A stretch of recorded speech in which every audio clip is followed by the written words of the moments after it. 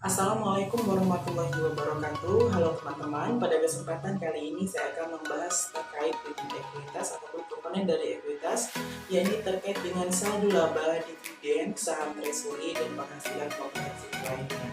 Saldo laba merupakan akumulasi laba yang didapatkan oleh perusahaan yang tidak didistribusikan kepada pemegang saham dan tetap diinvestasikan dalam perusahaan tersebut. Sehingga saldo laba yang telah perusahaan dapatkan ini di akhir periode tidak dilakukan yang namanya pendistribusian atau pembagian saham kepada investor dengan tujuan untuk memperbaiki atau lebih memperbesar laba di periode yang akan datang. Komponen ekuitas berikutnya yaitu terkait dengan dividen. Dividen merupakan bagian laba yang didistribusi kepada pemegang saham. Dividen dikeluarkan berdasarkan keputusan rapat umum pemegang saham atau RUPS dan harus memenuhi syarat yang legal agar laba yang didapatkan oleh perusahaan dapat dibagikan kepada pemegang saham biasa ataupun pemegang saham preferen. Bentuk dari dividen, selain dari dividen kas, bentuk lain dari dividen adalah dividen saham, dividen properti, dividen scrip, dan dividen likuiditas. Selanjutnya adalah terkait dengan pemecahan saham.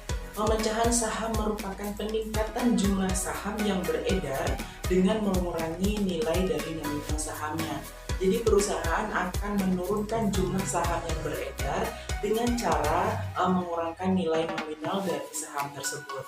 Yang selanjutnya yaitu saham treasury, di mana saham treasury ini merupakan saham yang dikeluarkan oleh perusahaan dan dibeli kembali dengan tujuan yang pertama memperkecil dari laba perusahaan, memperkecil dari pajak yang akan ditanggung oleh perusahaan, meningkatkan laba atau saham, kemudian mengurangi jumlah pemegang saham ataupun nanti sahamnya akan dijual kepada karyawan dari perusahaan tersebut.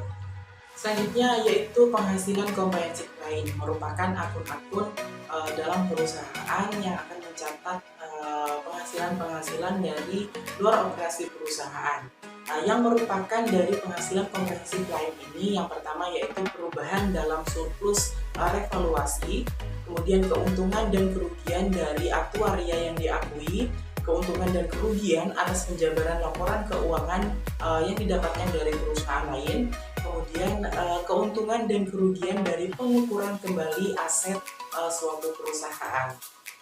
Selanjutnya yaitu terkait dengan pengakuan dan pengukuran dari ekuitas. Yang pertama yaitu saldo laba. Saldo laba diukur dengan menambahkan saldo laba awal ditambah dengan laba atau rugi bersih dan dikurangkan dengan dividen. Pengakuan dan pengukuran dari dividen saat pengumuman perusahaan akan menjurnal dividen atau akan menjurnal utang dividen di sisi debit dan saldo laba di sisi kredit. Kemudian dari saham treasury untuk pengukuran dan juga pengakuannya bisa menggunakan dua metode. Yang pertama yaitu terkait dengan metode biaya dan metode nilai nominal. Baiklah, mungkin itu saja yang dapat saya sampaikan terkait dengan equipment ataupun modal. Saya mohon maaf apabila terdapat kesalahan dan kekeliruan dalam saya menyampaikan. Saya ucapkan terima kasih. Wassalamualaikum warahmatullahi wabarakatuh.